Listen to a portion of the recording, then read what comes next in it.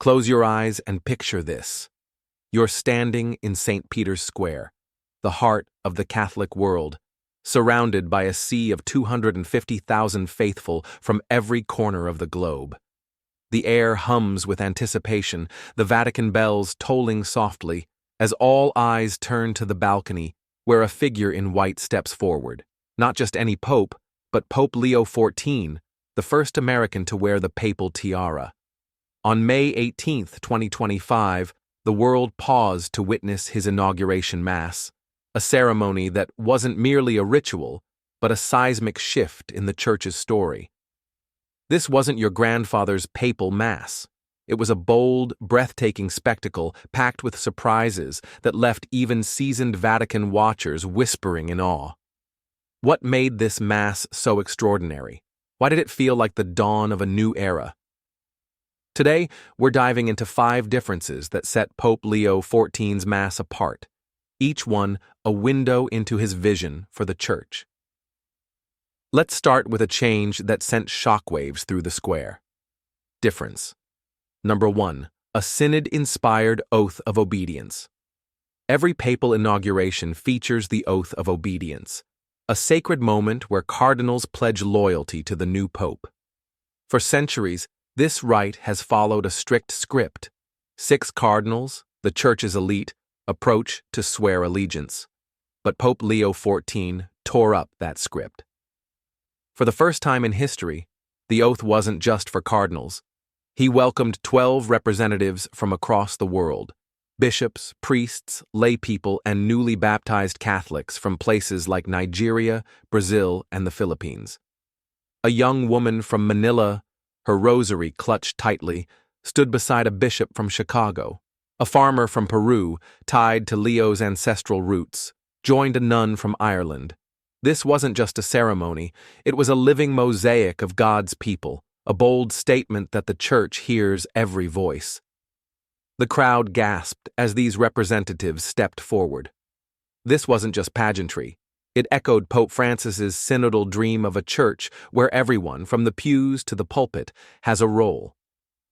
Compare this to 2013, when only cardinals swore the oath at Francis's Mass, a moment rooted in tradition but narrow in scope. Leo XIV's choice was a love letter to the global faithful, a signal that his papacy would embrace diversity in ways never seen before. As each representative knelt, offering their pledge in their native tongue, Latin, Spanish, Tagalog, the square pulsed with the weight of unity. A pilgrim from Manila later posted on X, "I saw myself in that woman's pledge." But whispers rippled through the traditionalists. Is this too radical, a step too far from the Church's ancient ways? This emotional moment was just the start. Something even more unexpected lies ahead.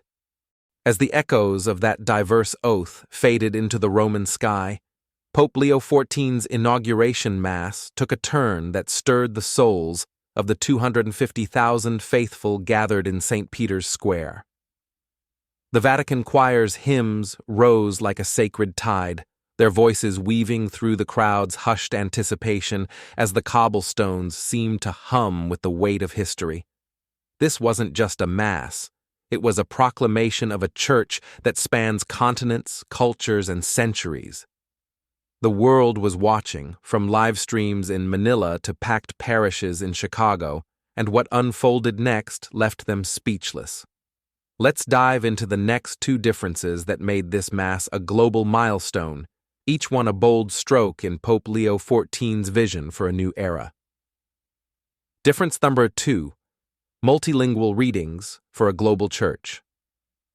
In the hallowed tradition of papal masses, readings have long been delivered in Latin, the Church's ancient tongue, as seen in Benedict XVI's 2005 inauguration. It's a language that binds the faithful to history but can feel distant to many. Pope Leo XIV, however, saw a different path. As the first reading began, Spanish filled the square, a vibrant tribute to his Peruvian roots, carrying the warmth of Latin America to the heart of Rome. The words, drawn from Scripture, spoke of hope and renewal, resonating with millions across the Americas. Then came the second reading in English, a nod to his American heritage, connecting with worshippers from New York to Sydney to Manila. The gospel was proclaimed not once, but twice, first in Latin, honoring the Western Church's roots, then in Greek, a reverent bow to the Eastern traditions that have shaped Christianity's story. This multilingual tapestry wasn't just a logistical choice, it was a declaration that the Church belongs to every tongue, every people. A Filipino priest in the crowd, his eyes shining, whispered to his neighbor, "This is our church, too."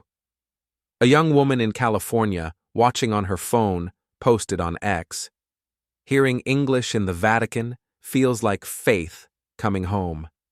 Yet as the voices blended, Spanish, English, Latin, Greek, some traditionalists clutched their Latin missals, murmuring that this departure might erode the Church's timeless unity. Could this bold embrace of diversity knit the global faithful closer together? Or would it spark division in a church already navigating change? The square buzzed with that question as the readings concluded, each word a bridge between cultures, a call to a universal faith. Difference number 3. No pre-Mass Pope Mobile Parade. If the readings were a bold step, what came next, or rather what didn't, left the crowd stunned. In 2013, Pope Francis delighted the faithful by riding the Pope Mobile through St. Peter's Square before his Mass, waving and smiling, a moment of connection that became iconic. The 250,000 gathered for Leo XIV expected the same, a chance to see their new Pope up close, to feel his presence. But Leo XIV chose a different path.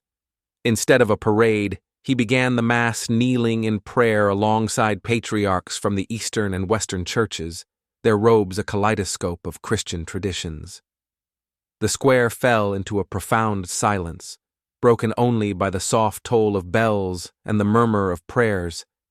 This wasn't about spectacle, it was about humility, a pope choosing contemplation over celebration.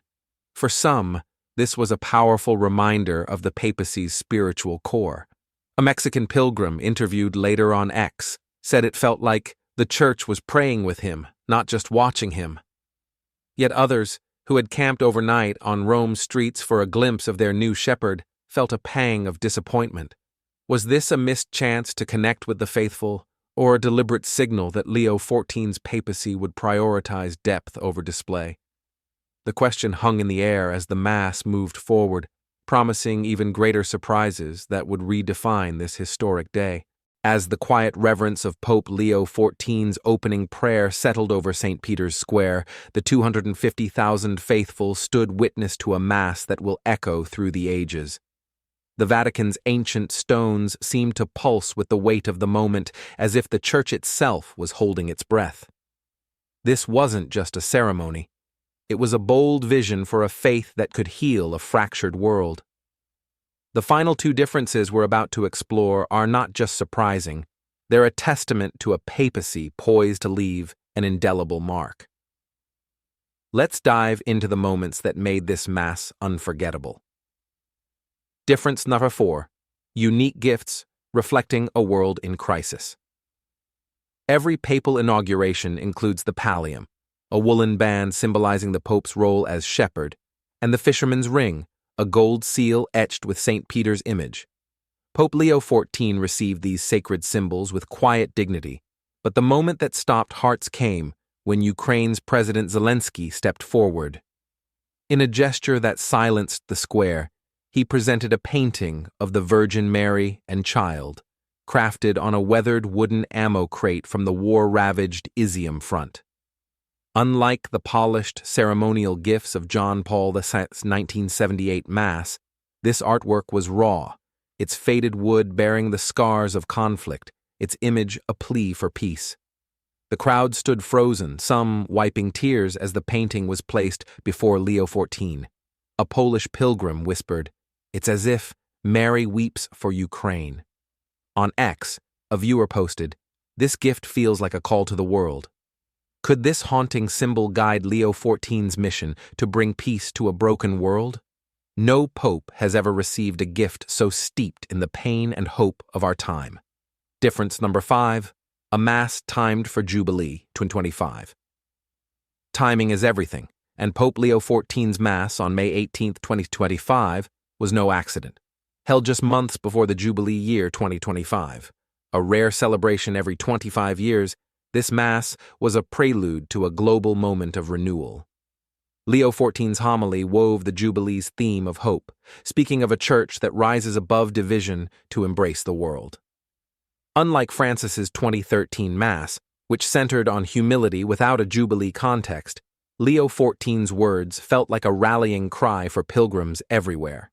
With leaders like J.D. Vance and Zelensky among the 250,000 attendees, the square buzzed with the sense of a new dawn. A Filipino nun posted on X, "This feels like the start of something holy." Is Leo XIV preparing the Church for a transformative era? Which difference moved you most? Drop your thoughts in the comments, smash that like button, and stay with us for more Catholic mysteries.